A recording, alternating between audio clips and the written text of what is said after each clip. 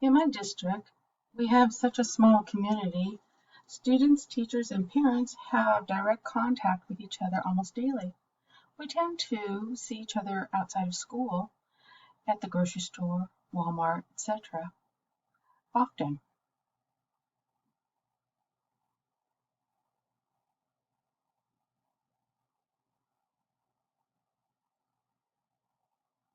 Our community is comprised of 97.6% white rural farm students. In my school district, we are of the lower economic income population. We have 18% of students with IEPs. The median age is 36.8 years old, with 49% of that being married couples. The income per household is approximately $34,000 and below. The graduation rate is 50%. There is a generational repeated history of non-graduation students. An example of that would be a student whose parent did not graduate high school. Statistics show that this can be tracked back to generations of non-high school graduations in the same family. USD Southern Cloud has 2 grade schools, 2 high schools in rural part of Kansas. Our district is in Miltonville and Glasgow.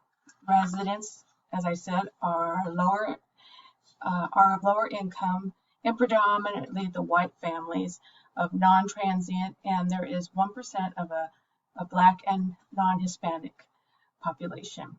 In Miltonville, we have 72 K through 12 students, 2 diverse students, and around 12 with IEP special learning adjustments. Many of my students have not been out of the area, some never out of the state. Many of these households do not consider education as of importance. Many of my students live outside of city limits and have daily chores as early as 4 years of age.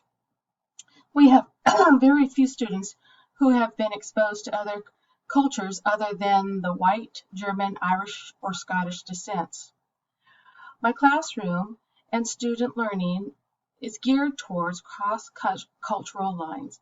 I bring in cultural events with research and short tours of art museums, cultural history assignments such as sugar skulls.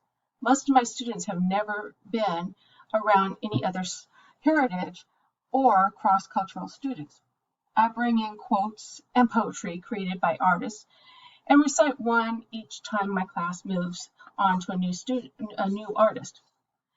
The last known reports tend to be before the COVID pandemic in 2019 and a few in 2020.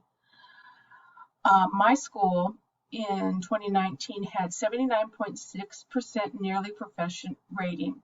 In 2020, that number went down slightly to 77.4%. Some of that trend, I feel, is directly related to the COVID pandemic and the way the students' learning took a deep hit. When it comes to proficiency, our elementary school for the year of 2019 is out of 55.5% at level 2. This indicates a basic to the understanding, comprehension, and learning. This shows a shortfall in learning. The home life of most of our students is difficult, with parents not in full partnership with the school and helping the students succeed. Home life in the district may contain the use of drugs, alcohol, with child neglect. Math assessments for the district in 2019 showed a continued level 2, indicating that the student shows a basic ability to understand and use the mathematics skills and knowledge needed for post-secondary readiness. Level 4 would be optimum, indicating that student knows an excellent ability and student knowledge has an excellent ability to understand the use of mathematics and the skills. In my district, none of our students performed at that level. ELA assessment results in direct 2019 shows 35.7% in both level 2 and 3. The level 2 indicates that student should understanding of the English language, arts, skills, knowledge needed for post-secondary readiness. Level 3 indicates that a student shows an effective ability to understand and use the English language arts skills and knowledge needed for post-secondary readiness. Kansas Science Assessment and Dynamic Learning, History and Government for grade 4 was not available.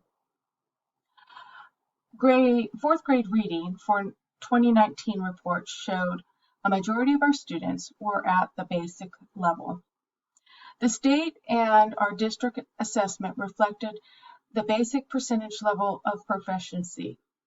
Is that a good or bad thing? I would hope the education of Kansas students would progress in the coming years. My classroom students and student learning is geared towards the cultural lines. As a teacher, my best way to teach those students is to watch and listen to them. From time to time, I bring in treats for my students to eat. I feel support is just as important as the way teachers teach. The curriculum I need to be cross classroom lines and flexible enough to create a hands-on learning environment, not just book learning experience. I am giving students choices on how and what they want to learn, with the addition of state standards to create a more well-rounded experience. This approach tends to work well in my classroom and across all grades. Thank you.